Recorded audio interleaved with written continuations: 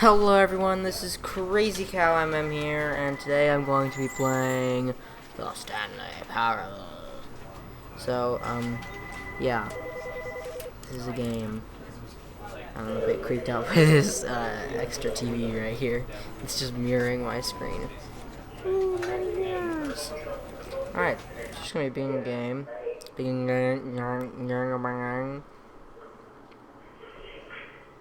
Load. Ing.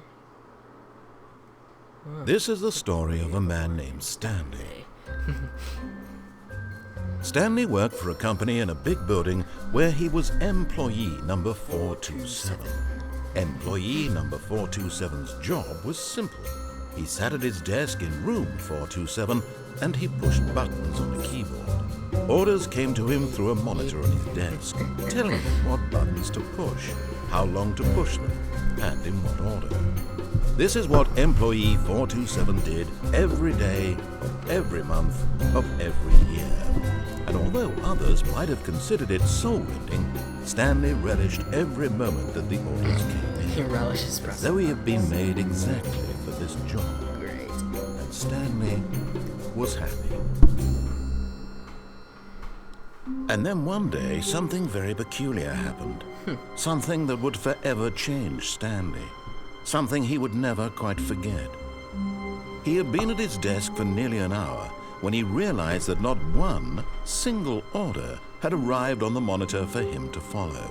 No one had showed up to give him instructions, call a meeting, or even say hi.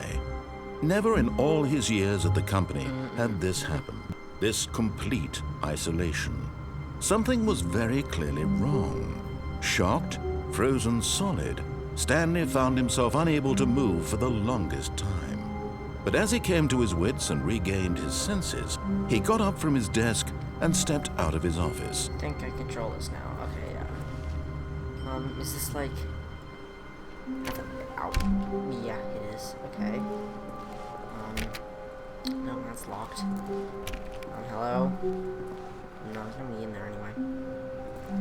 File cabinets. All of his co-workers were gone. What could it mean? Stanley decided to go to the meeting room. Perhaps he had simply missed a memo. No matter how hard Stanley looked, he couldn't find a trace of his co-workers. That is a very weird window.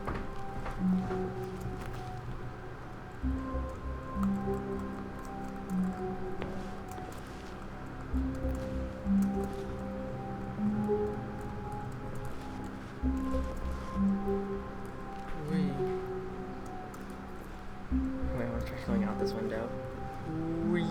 Oh, jeez, I actually can. At first, Stanley assumed he'd broken the map until he heard this narration and realized it was part of the game's design all along. What? He then praised the game for its insightful and witty commentary into the nature of video game structure and its examination of structural narrative tropes. So, now that you're here, what do you think? Isn't this a fun and unique place to be? Yeah. Why don't we take a minute just to drink it all in? Okay, I'm over it now. What do you think? Are you sick of this gag yet? Yes. Yes. Well, I don't know how to say this politely, but you could literally just hit escape and restart the game any old time you want. Like right now. I'm supposed to restart. Oh. Begin the game again. Whoops. Maybe I shouldn't have gone out the window. Alright. All of his co-workers were gone. What could it mean? Stanley decided to go to the meeting room. Perhaps he had simply missed a memo. I can't close the lock. I can't close and open the door. Wait.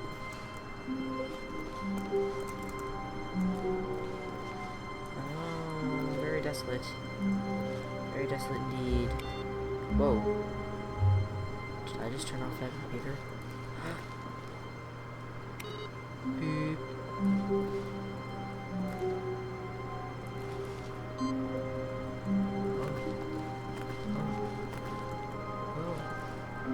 Wait, is that all? No? No? Okay. I want to turn off all your computers, but I don't see if I left anyone. I left any on in here.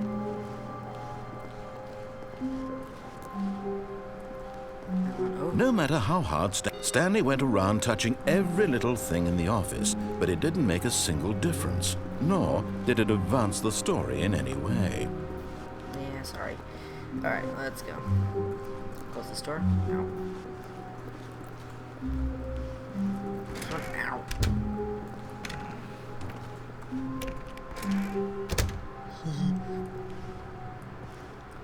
I hate Mondays. Okay, that's an interesting mug.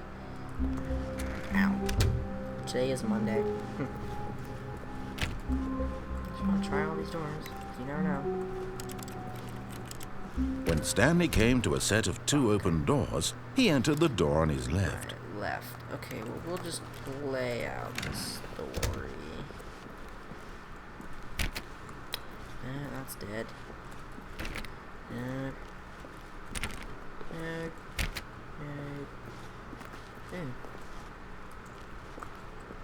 Yet there was not a single person here either. Feeling a wave of disbelief, Stanley decided to go up to his boss's office, hoping he might find an answer there.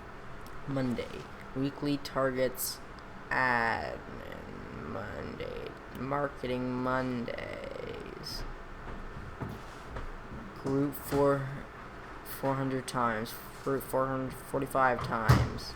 Tuesday. Termination Tuesdays. Of vice something.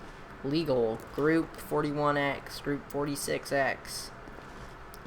Wednesday. IT department. We're broke Wednesdays. Financial planning meeting. Boss inspection. Group 42X. Group 47X. 8bird. Alright, let's check out this one. Wait, is this actually changing or how it clicks?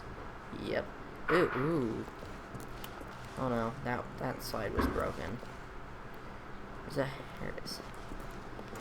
See if I can get in front of it. Nah. Oh my god, there's so many things here. To do, synergize core value expenditure, shift global market prod, monetize free to play, quarterly pie chart profits, tips for not getting fired, talk less, do unbelievably amazing work all the time every day. Same thing, nope. What do people want? Things. Something scratched out. Oh, Mike James, you're fired. Oh, happy feelings. Things. Money. More money. Things. But with money to buy more things. Remember to get off now. Graphs. Graphs about things and money. The stock market is somewhere here. Colored in segment. Stripes. Regard more secondary research. What is hot? Profits. Let's go.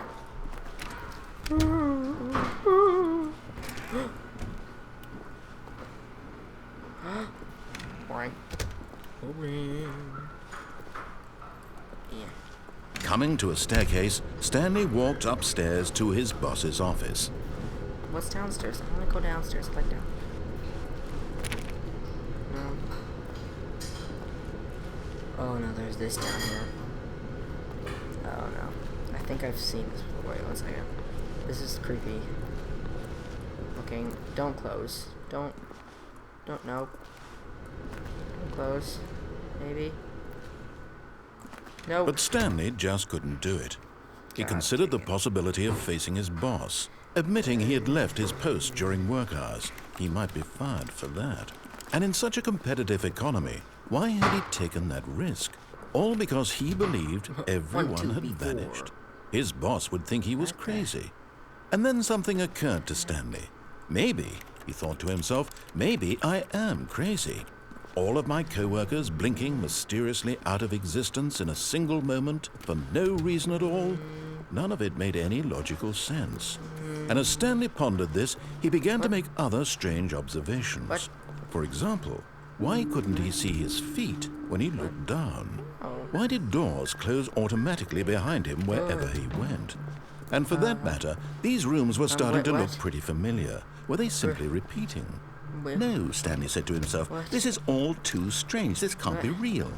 And at last, he came to the conclusion that had been on the tip of his tongue. He just hadn't found the words for it. I'm dreaming!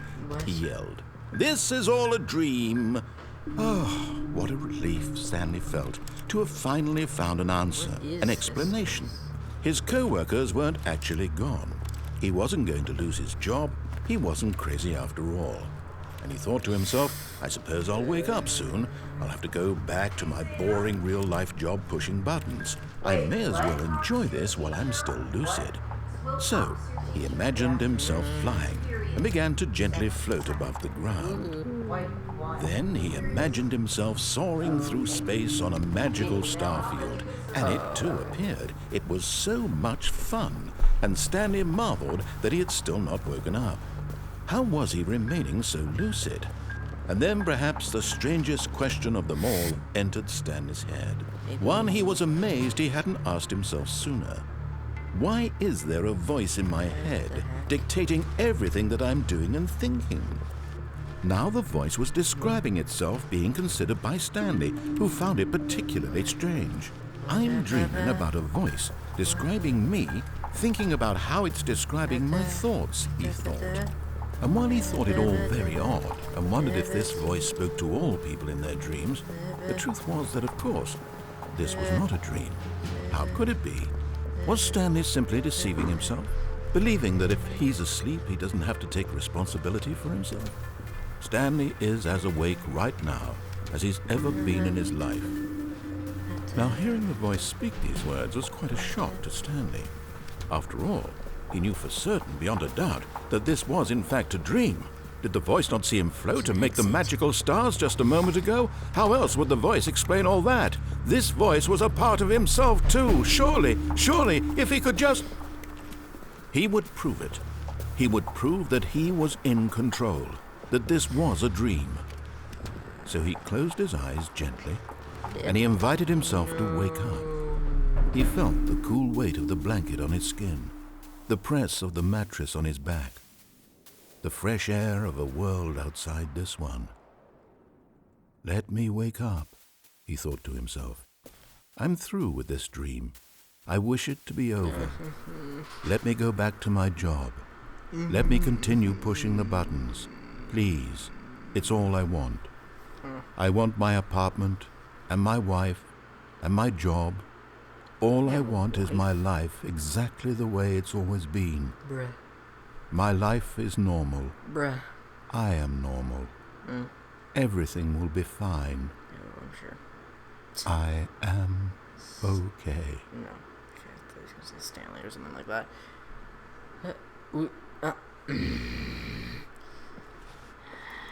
Stanley began screaming. Please, someone, wake me up. My name is Stanley. I have a boss. I have an office. I am real. Please, just someone tell me I am real. I must be real. I must be. Can anyone hear my voice? Who am I? Who am I? And everything went black. Oh, okay. This is the story of a woman named Mariella. Mariella woke up on a day like any other. She arose, got dressed, gathered her belongings, and walked to her place of work. But on this particular day, her walk was interrupted by the body of a man who had stumbled through town talking and screaming to himself, and then collapsed dead on the sidewalk. And although she would soon turn to go call for an ambulance, for just a few brief moments, she considered the strange man. He was obviously crazy. This much she knew. Everyone knows what crazy people look like. And in that moment, she thought to herself how lucky she was to be normal. I am sane. I am in control of my mind. God. I know what is real and what isn't. It was comforting to think this, and in a certain that's way, the car. seeing this man made her feel better. But then she remembered the meeting she had scheduled for that day. The very important people whose impressions of her would affect her career, and by extension, the rest of her life. She had no time for this, so it was only a moment that she stood there, staring down at the body. And then she turned and ran.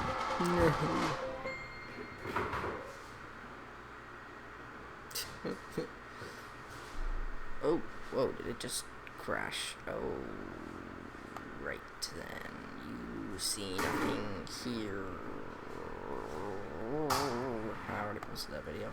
It's okay. I don't think it actually can open it, so let's just do this. That was interesting. I don't know why it crashed. Also, but...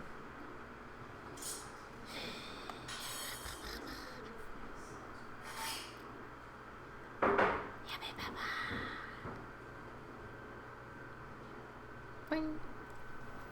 Okay. It's here anyway, so... It's all good. It's all good as long as it doesn't crash. You got this.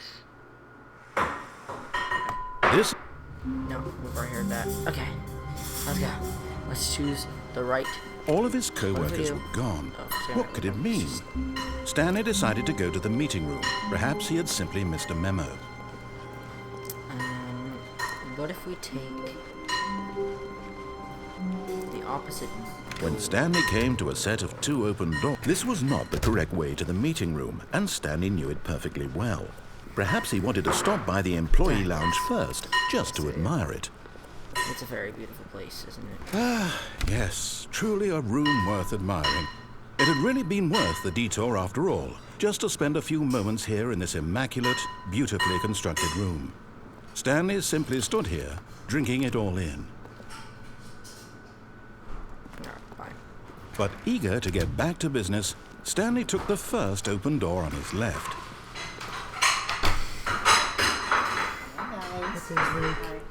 There's like a construction area over here. This way looks so much cooler. Bruh. Stanley was so bad at following directions, it's incredible he wasn't fired years ago.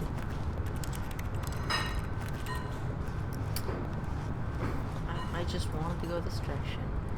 Penalty for misuse of cargo lift, $1,000. Penalty for jumping off the cargo lift, $5,000.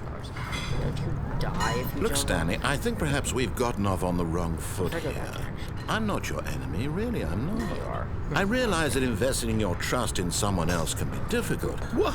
Really? I was in the middle of something. Do you have zero consideration for others? Are you that convinced that I want something bad to happen to you? Why, I don't know how to convince you of this, but I really do want to help you, to show you something beautiful. Look, let me prove it. Let me prove that I'm on your side. Give me a chance. Okay.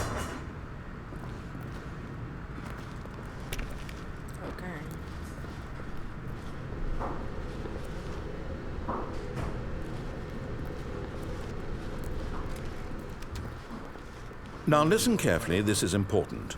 Stanley walked through the red door. Ah, fine. If you trust you.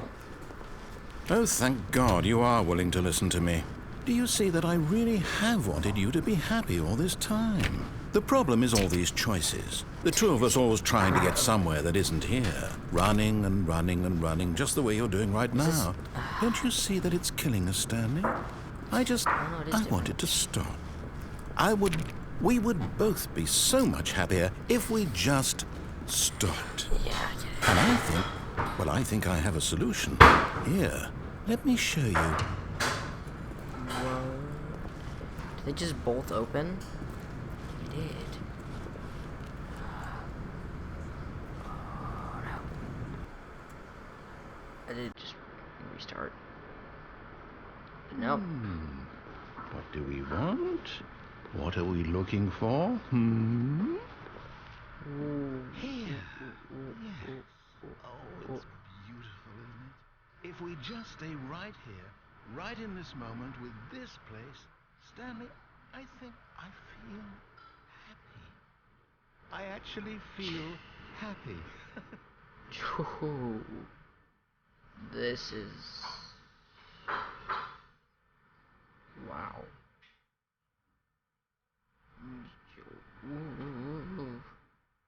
Alright, that's interesting. Let's move on. Shall we? Whoa, whoa, whoa, whoa, whoa. Wait a second. Can I walk up now? So can I walk on the edge here? What are this? All this stuff. This stuff.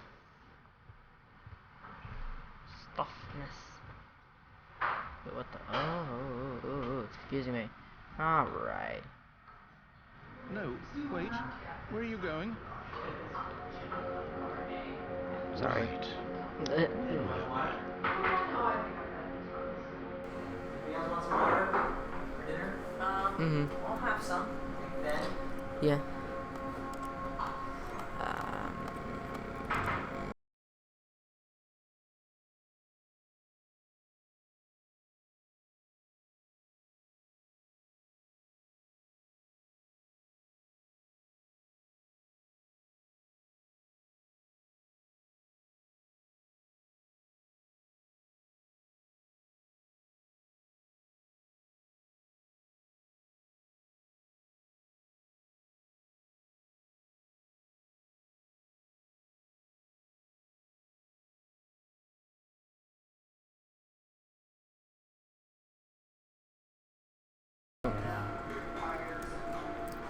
Halfway.